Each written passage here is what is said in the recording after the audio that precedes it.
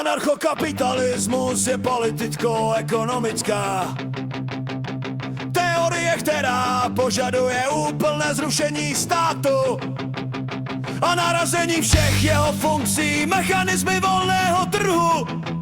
Spojuje anarchismus absent státní moci, s kapitalismem plná ochrana soukromého vlastnictví a svoboda smluv. Základní principy. Klíčovým principem je zásada neagrese.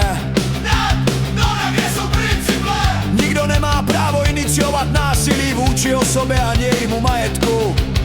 Veškeré vztahy mají být dobrovolné a založené na smlouvě. Soukromé vlastnictví je považováno za nedotknutelné právo jednotlivce.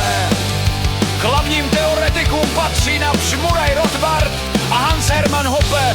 V českém prostředí tyto myšlenky popularizuje Urza. Jak by systém fungoval bez státu? Anarchokapitalismus předpokládá privatizaci všech nestátních funkcí. Bezpečnost a ochrana zajišťována konkurenčními soukromými agenturami.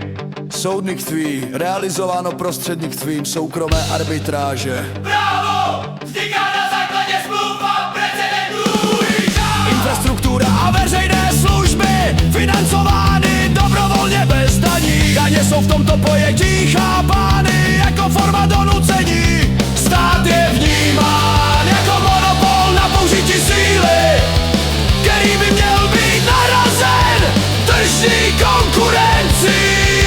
Argumenty zastánců. Efektivita konkurence vede ke kvalitnějším a levnějším službám. Morální konzistence, pokud je násilí nepřípustné pro jednotlivce, nemá být legitimní ani pro stát. Individuální odpovědnost, absence nucené redistribuce posiluje autonomii jednotlivce.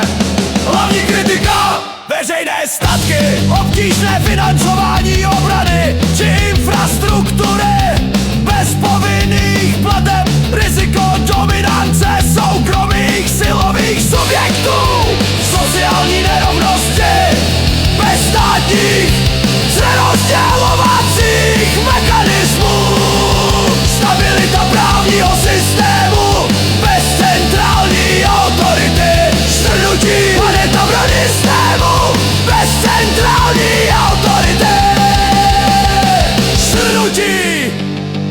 Anarchokapitalismus představuje důsledné rozšíření ideje individuální svobody a ochrany majetku až k úplnému odmítnutí státu.